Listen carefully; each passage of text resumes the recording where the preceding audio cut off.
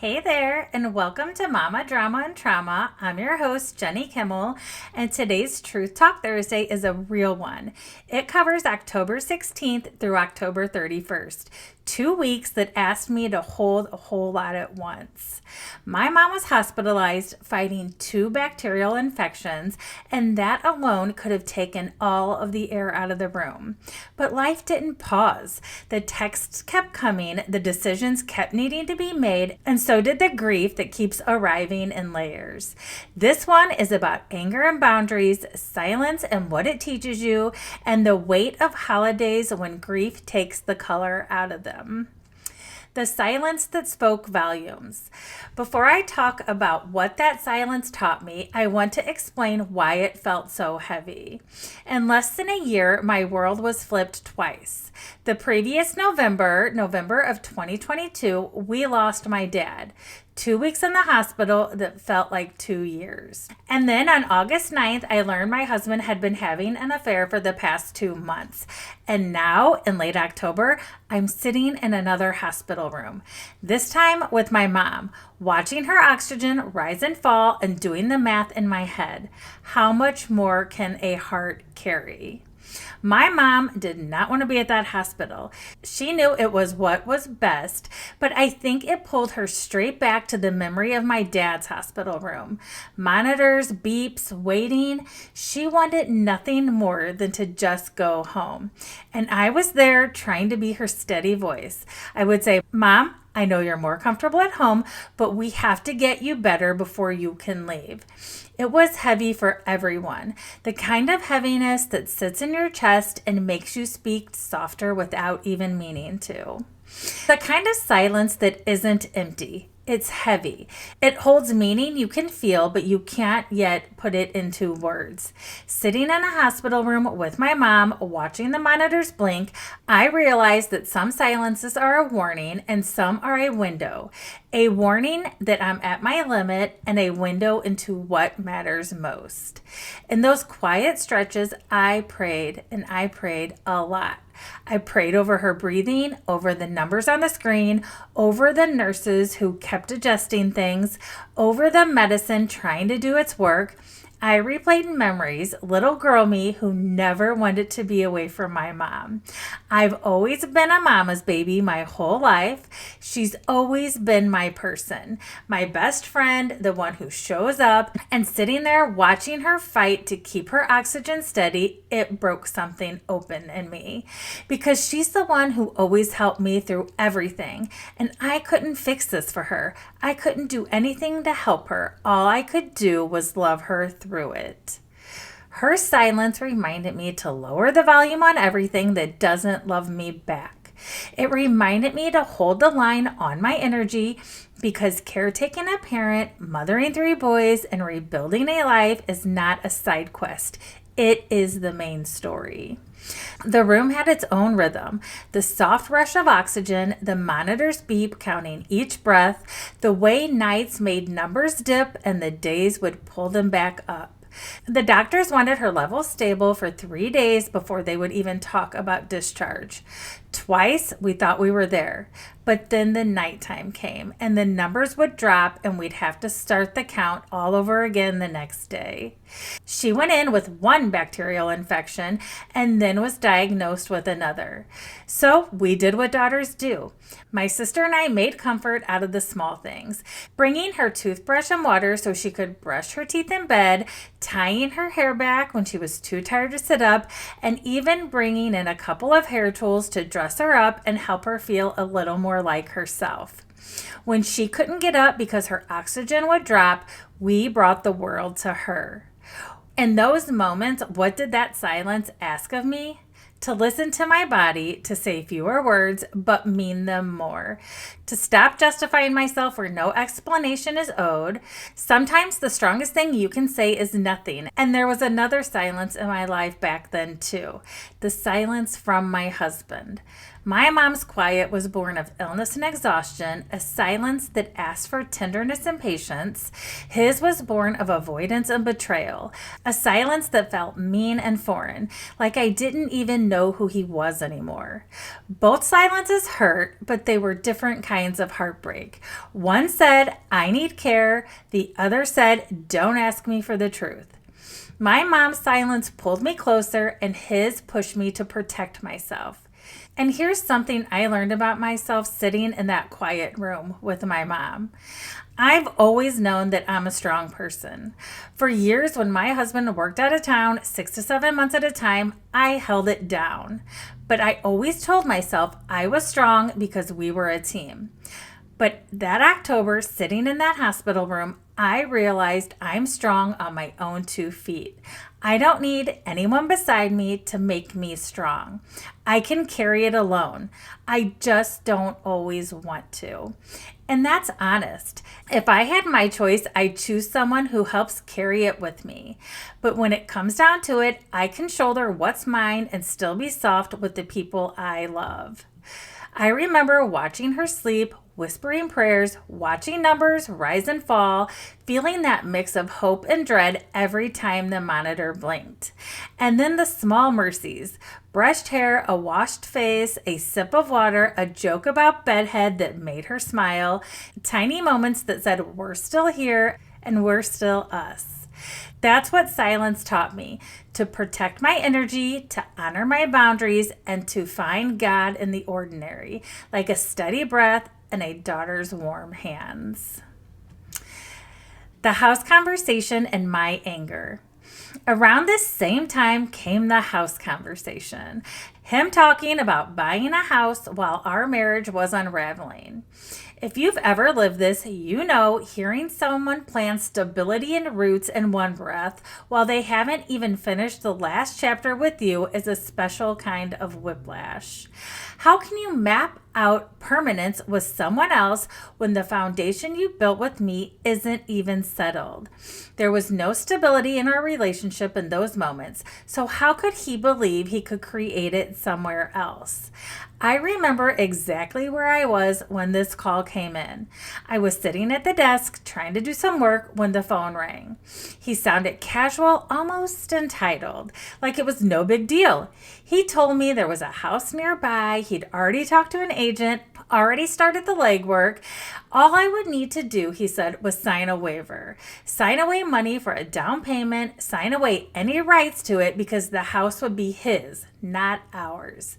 And I remember thinking, wait, what? We hadn't even filed for divorce yet.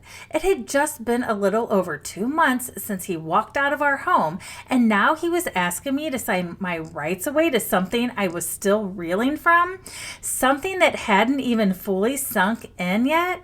It was so bizarre, so surreal, like things were moving so fast and I couldn't catch my breath. At first, my mind almost tried to make sense of it, to consider it, because that's what 24 years of partnership trained you to do. But then it hit me. What am I doing? What is going on? And that shock turned into anger. And the truth is, that anger wasn't just about a house. It was about 100 small moments that were stacking up, especially the change in his work schedule. 4 years, it was normal for him to work late into the night. 8, 9, even 10 o'clock at night sometimes was standard during his busy season. I built our lives around that. I was the one taking care of everything else: dinners, practices, bedtimes, holding it all together because that was the rhythm of our family. But then, once he met her, he suddenly could leave work like at 5 or 6 o'clock every night. And that was devastating. It was a knife straight to the heart because it showed me he could make time. He just chose not to make it for us. He couldn't leave early for family dinners, for kids' events, or for me. But for her, he could.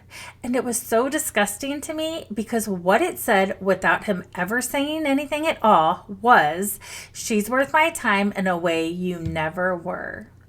I did confront him about this more than once, probably more times than I should have. If I felt something, he knew it. I never held back. I said it sometimes 10 times over, trying to get it through to him, trying to make him see. But nothing ever changed. He kept doing exactly what he wanted, and every time I tried to explain how much it hurt, he would twist it. He'd say I was trying to make him look bad or make him feel bad, that all he wanted was to be happy. But I wasn't trying to make him feel anything. I was just trying to process. For 24 years, he'd been my person, the one I went to with all my thoughts, all my feelings, and all of my hurt. And even in betrayal, I didn't know how to shut that off. So I went to him, even though I shouldn't have, because that's what I knew. And that's where the anger came from. But underneath that anger was pure hurt. And here's what I've learned about anger.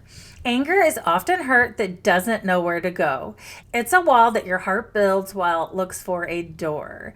And in real life, my anger came out in every form. I snapped at him. I cried in the car. I journaled. Some entries I sent to him, and some I never showed a soul. I kept things close to my heart because that's who I've always been. I can listen to everyone else, be their safe place, but when it comes to me, I hold it in. Sometimes I went quiet, withdrawing into myself. Anger didn't only make me louder, sometimes it made me silent too. My inner dialogue was brutal. I thought about her and how she was going to get to live my life, the life I had worked for. I was the one who sacrificed, raising 3 kids almost single-handedly for months at a time while he worked out of town.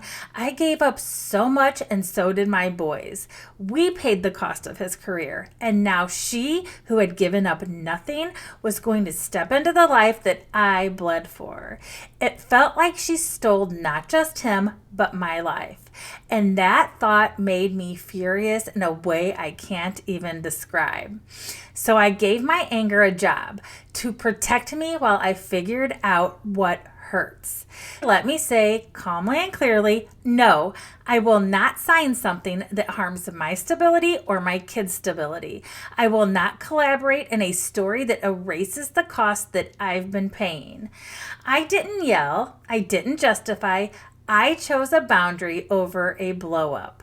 But let me be honest, boundaries don't always feel liberating in the moment.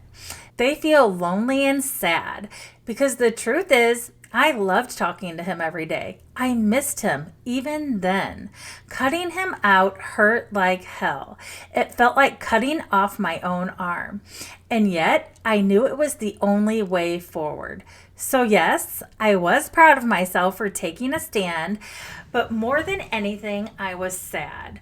Sad that this was my life now. Sad that the person I thought was my forever, the one I dreamed of growing old with, was now the one I had to protect myself from.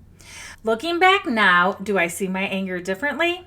I know anger doesn't really serve anyone, but I don't regret it. It was how I processed and how I survived. It was hurt spilling out in every direction because I didn't know where else to put it. The only regrets I have are anything that hurt my kids. If they ever overheard me saying anything hurtful about her or their dad, that's what I take back.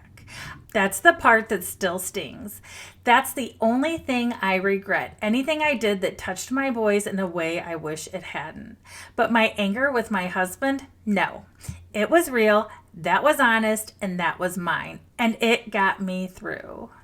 Logistics and love. Those late October days were a lot of logistics. Who's where, what's due, what bills need paying, who needs dinner, who needs a hug right now.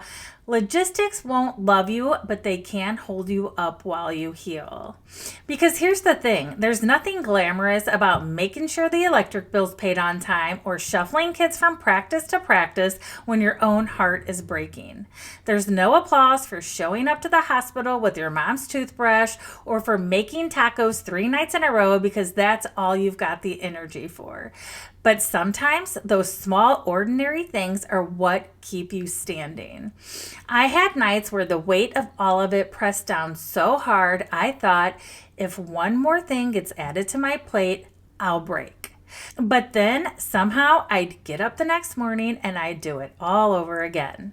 Not because I felt strong, but because I had no other choice. And that's when I realized something. Logistics don't love you, but they do keep you moving. They're like scaffolding. They hold up the parts of you that would otherwise collapse. They give you something to lean on when the emotional storm is too much. And yet, I longed for love in those moments, for someone to step in and say, "You don't have to do it all alone. Sit down, I'll take this one." But that wasn't my reality.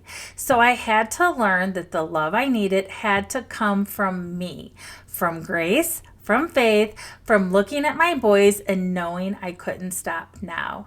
So yes, logistics are hollow. They don't wrap their arms around you, but sometimes getting through the day, feeding your kids, checking off the list is the most important thing you can do for them and for yourself.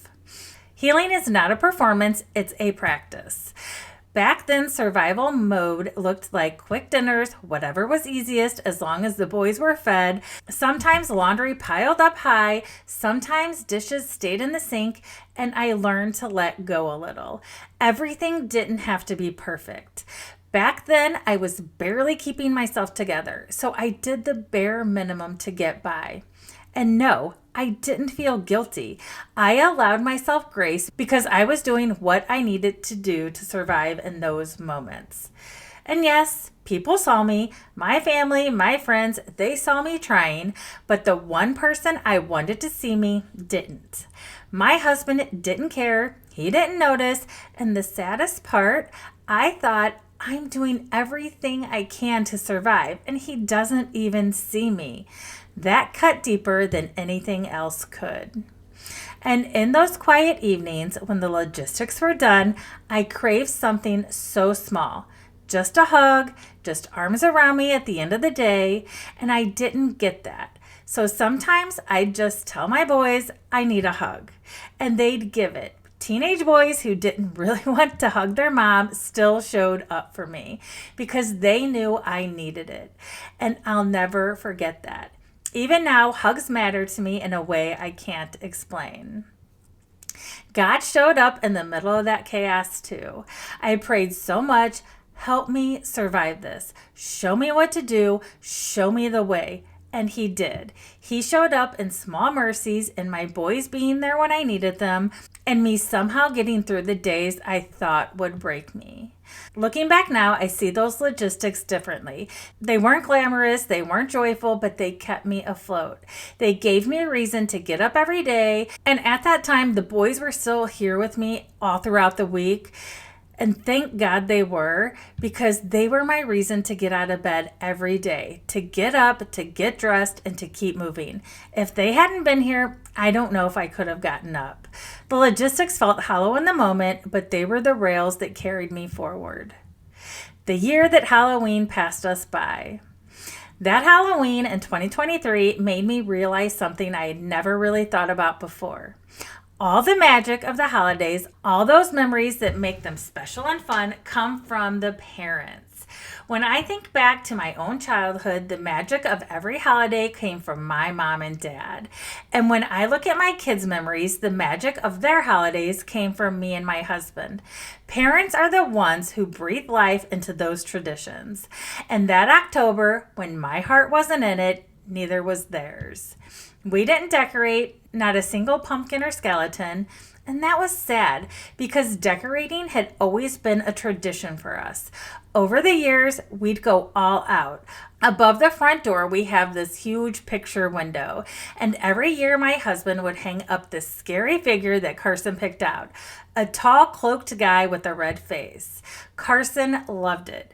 We set up fake tombstones in the yard, hay bales with skeletons sitting around a fake bonfire made of orange lights, even marshmallows on the sticks in their hands. We'd put up lights in the windows, fog machines puffing out at intervals, and inside, Carson and I would build up a whole little Halloween village the way people do with Christmas houses. We did it with Halloween houses. And every year we'd shop together for new pieces to add to our Halloween decor. It was fun, it was ours, and it was our family tradition. But in 2023, the house was silent. No scary guy in the window, no fog, no lights. That window, the one where we always made something pop, has stayed empty since my husband left. And that hits me hard because traditions we built as a family of 5, they weren't there anymore. Now we're a family of 4, and I didn't have it in me to start over. Walking Maisie through the neighborhood, I'd see all the other houses lit up and decorated like ours used to be. I thought they were cute and I smiled at them, but underneath I felt a sadness. Sad that our house was dark that year. Sad that we'd lost that piece of magic. But I also knew I was doing the best I could. Survival was enough at that time. That year taught me something about holidays and grief. They hit different. They're supposed to be fun, but they feel like pressure. They're supposed to be lighthearted, but they remind you of the heaviness you're carrying. And sometimes you have to give yourself permission to let them go, to say, this year, survival is enough. Joy will come again, but this year I'm allowed to not put out the pumpkins. We didn't skip Halloween completely. Ryan and Carson still went out with their friends trick-or-treating and hanging out. Derek stayed home with me and handed out candy. We kept the porch light on and the neighborhood kids still came by. So no, Halloween wasn't gone altogether. What we skipped was decorating, the vision, the fun, the creative tradition we once shared. And that's what grief does. It takes the color out of things. It makes traditions heavy. It forces you to face the reality that the family you were, a family of 5, doesn't exist anymore. And it leaves you staring at a choice. Do I try to recreate the old traditions, or do I sit in the grief until I'm ready to build new ones? I chose to sit in it. And maybe that wasn't failure. Maybe that was just what healing looked like that year. So in closing, I'm going to share what I took with me from October 16th through October 31st. I walked away with 3 truths that I'll carry with me for a long time. Silence can be sacred. Listen to what it's saving you from. Sometimes the quiet of a hospital room or the quiet of your own heart has more to teach you than all the noise of explanations and excuses.